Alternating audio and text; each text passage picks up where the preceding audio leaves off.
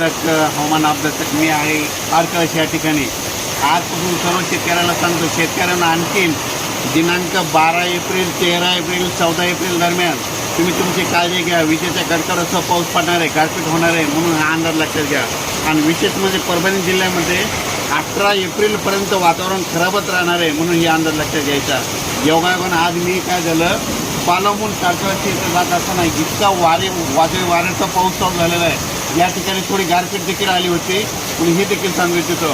पण माझी सर्व शेतकऱ्याला विनंती आहे परभणी जिल्ह्यातल्या, की सध्या खूप वातावरण खराब आहे. म्हणजे जास्त अवकाळी पाऊस आला की आधीच काय करायचं, वातावरण ते झालं की तुम्ही तुमचं आपण आपल्या घर जवळ करा. आणि विशेष म्हणजे सांगायचं झालं तर या म्हणजे आता हे जवळपास 12 एप्रिल ते 18 एप्रिल दरम्यान वारं जास्त राहणार आहे, त्याच्यामध्ये पाऊस पण जास्त राहणार आहे आणि विजेचं प्रमाण राहणार आहे. सर्व दूर पडत नसतो, पण फक्त काही काही भागात पडणार आहे, म्हणून हा सर्व शेतकऱ्यांनी अंदाज लक्षात घ्या. या ठिकाणी आता या तारकळस या ठिकाणी लाईव्ह या ठिकाणी आता मी पावसातच भिजलो. मी प्रचाराला फिरत असताना म्हणजे तारकळस ह्या पूर्ण या एरियात फिरत असताना या ठिकाणी खूप पाऊस चालू झाला. आणि विशेष म्हणजे या ठिकाणी पत्र देखील उडत असल्यामुळे आम्ही या तारकळस या ठिकाणी रोडवर गाडी उभा केलेली आहे. अचानक वातावरणात झालं तर परत एक निषेध दिलं जाईल. पण सर्व शेतकऱ्याला माझी विनंती की 18 एप्रिलपर्यंत तुम्ही तुमची हळद, कांदा